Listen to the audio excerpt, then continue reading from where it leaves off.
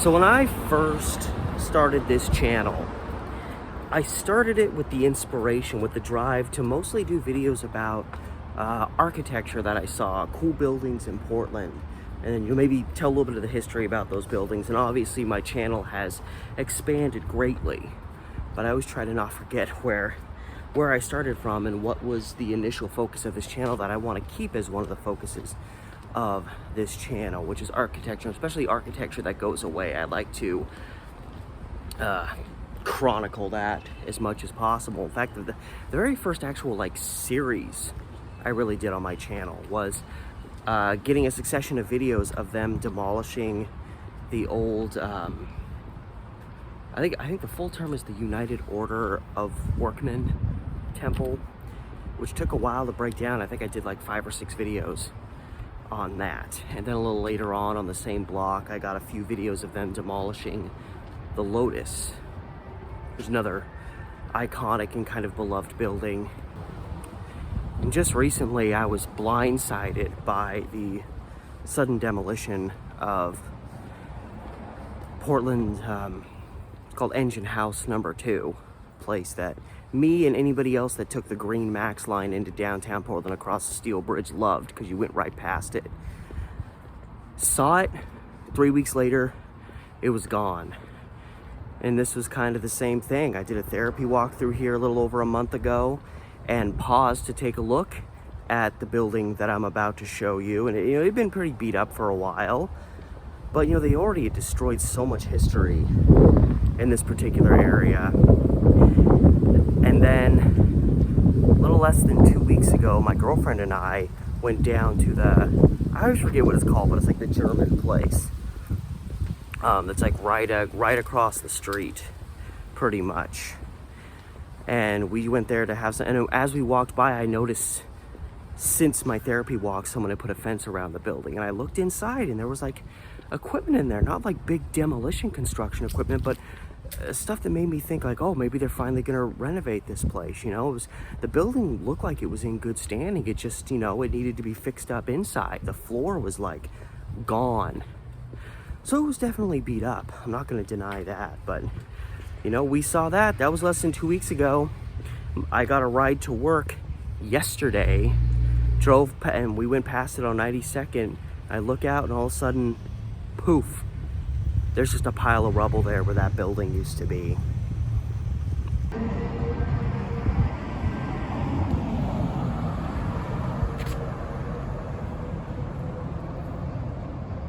Here's where that building was. Just gone out of the blue.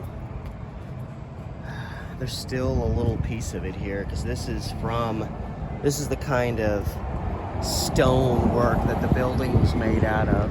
So yeah, it's kind of like the Wakefield McCall building in downtown Portland, where it was demolished a long time ago, but this little chunk of the building was still kind of existing on it.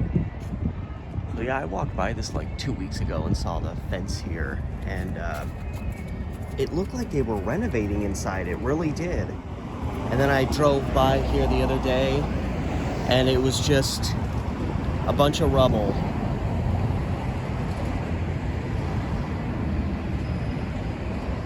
And this one kind of came out of nowhere again.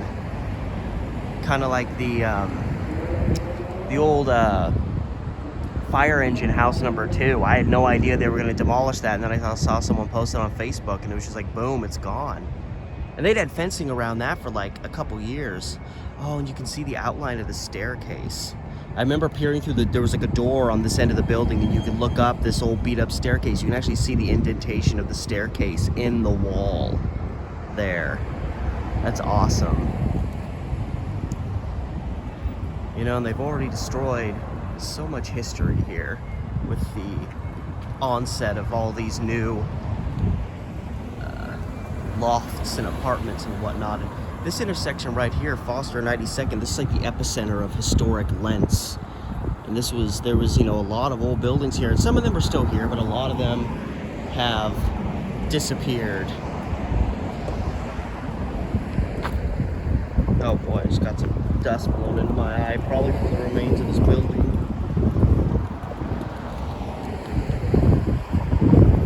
you can see over there. I don't know what happened here, but yeah, you can kind of see where, I don't know. I know that a lot of the floor was missing.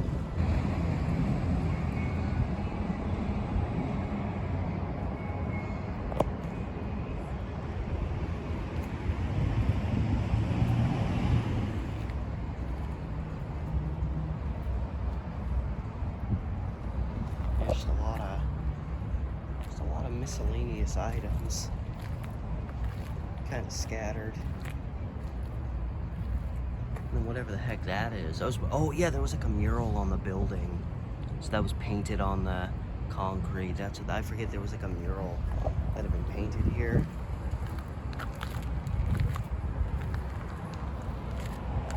Some brick pieces. So that was probably the back side of the building. Just a lot of wood. A lot of wood scattered.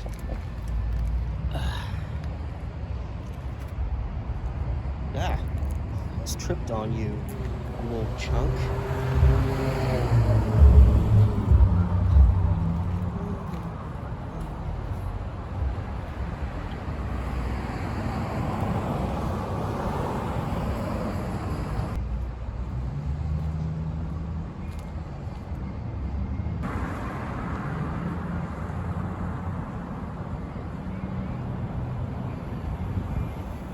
And I'm noticing the mural on the backside of these big cinder blocks.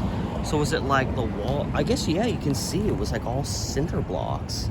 Because this was, yeah, I guess this was the wall.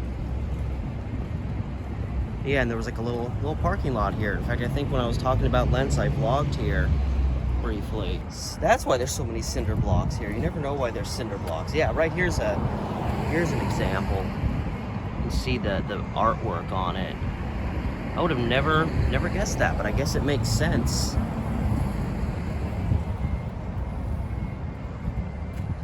So yeah, it's unfortunate.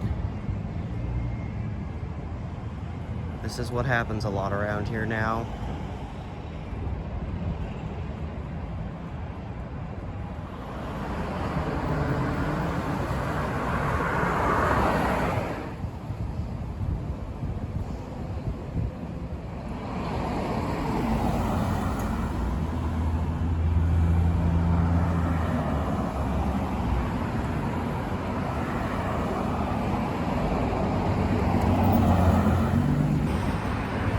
So, yeah, didn't see that one coming. Just saw the fences up, but looked inside and thought, you know, there was equipment inside the building, so I thought maybe they're finally renovating it. That was like less than 2 weeks ago, and now it's been taken down to rubble. And certainly this building didn't have the prominent reputations that, you know, these other buildings I've seen demolished more in downtown, but this is the historic Lents area. It has history all its own, and it deserves to be remembered regardless of its popularity, reputation.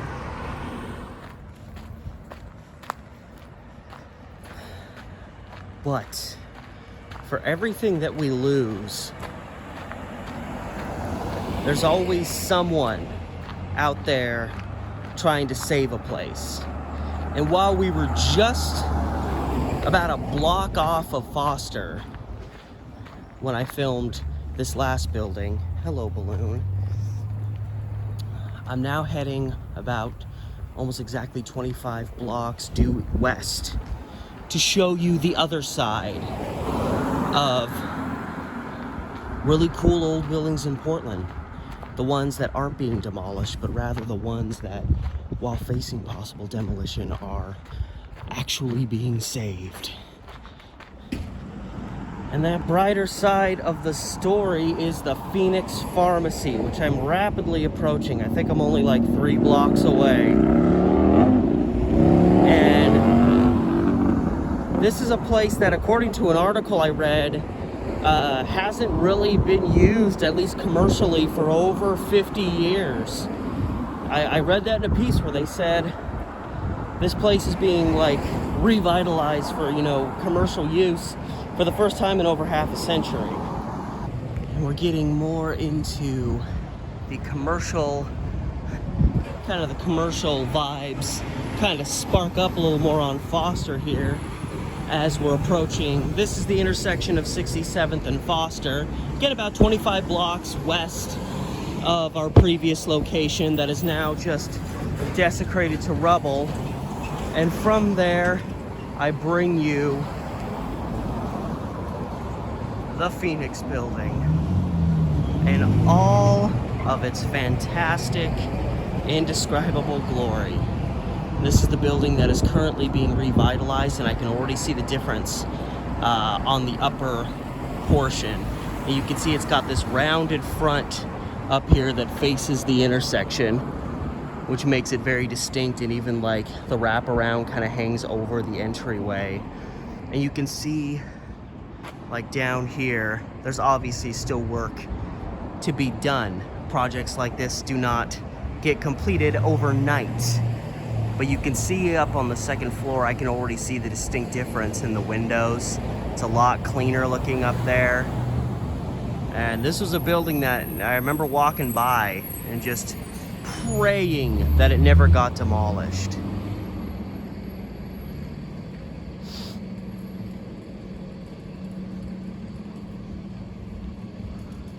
That's the cool the light that just kind of hangs over the doorway. Very close. Oh, well, that's a new age light. You can even see through the window the stairs, beat up stairs. I love old staircases. Lead you up into the darkness.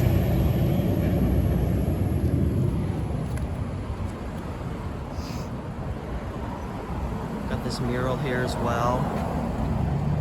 This mural is made possible by the efforts of these talented local artists. Promotion and the generosity of our community partners. So I'm guessing these are people that have been helpful in terms of helping revitalize this building, which, yeah, we're in the Foster Powell neighborhood, like on the fringe of it, because I think once you cross, I actually guess you have to go a little further north than that to leave this area. And that is where this mural came from, that even encapsulates this doorway.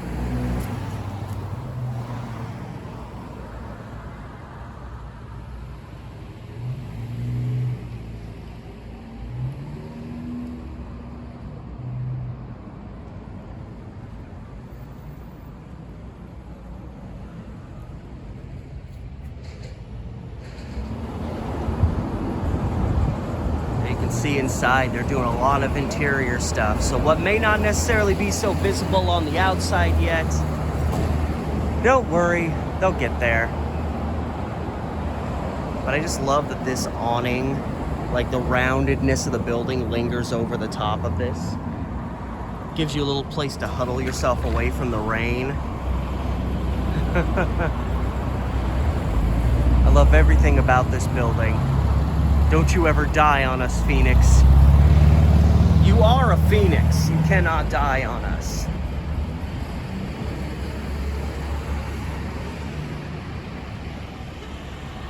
There you can see more the window work up there.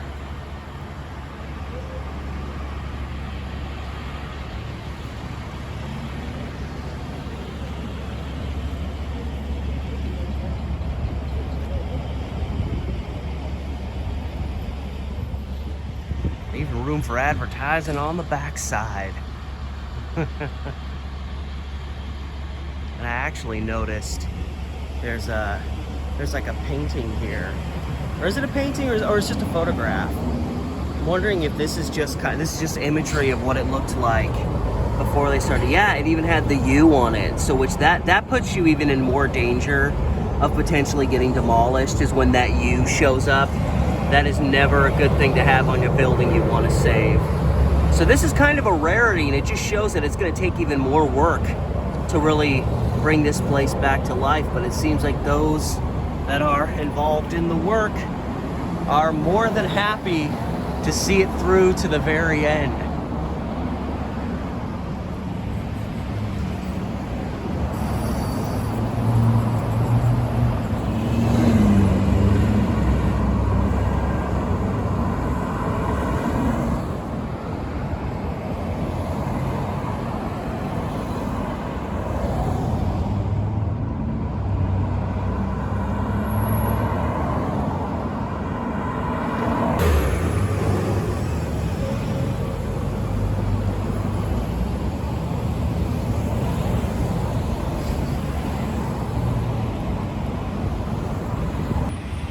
it's not always a sad ending. Some places manage to thrive on, even in the face of possible demolition. In a city that has, pardon my language, hoard itself out entirely to developers who will come and destroy property, no matter how beloved it is, no matter how relevant it may be to help people that really need housing get housing, no matter how hard it makes people to even stay in this city, we can still revel in small victories. Sometimes, as one building departs forever, another one that maybe was facing the same fate has a revival in some way. I don't know what they're planning on doing commercially with the old Phoenix building, but whatever it is, I wish them only the best, because I want that building to be around now. I want it to be around next year. I want it to be around when I'm old and gray, and probably even beyond that. So hopefully more buildings in the future. Fingers crossed, I'm not holding my breath, but hopefully more buildings that are facing an uncertain future go the way of the Phoenix building. So all that said, I'd like to thank you guys so much for stopping by as I try to chronicle the best I can when I have the opportunity and when I actually know a demolition is going to happen. I'm trying to be there to capture that event, those circumstances, however I can in this city as we watch so many beautiful things disappear, but some spring to new life. And as always, remember to like, share, subscribe if you haven't done it yet. You want to help my channel grow. And my Patreon description is in the link with this video. I'm trying to post there at least twice a week. Lots of extra stuff. In fact, I'm shooting stuff right now as I'm out here vlogging for this video to be stuff that'll be up on my Patreon later. So lots of extra stuff you can get if you join up with my Patreon today. And all of that said, from, I guess I'm actually at 66th and Foster now. You move along a little bit. From the vicinity of the Phoenix building, this has been Steve the Amateur Historian, and I'll see you next time.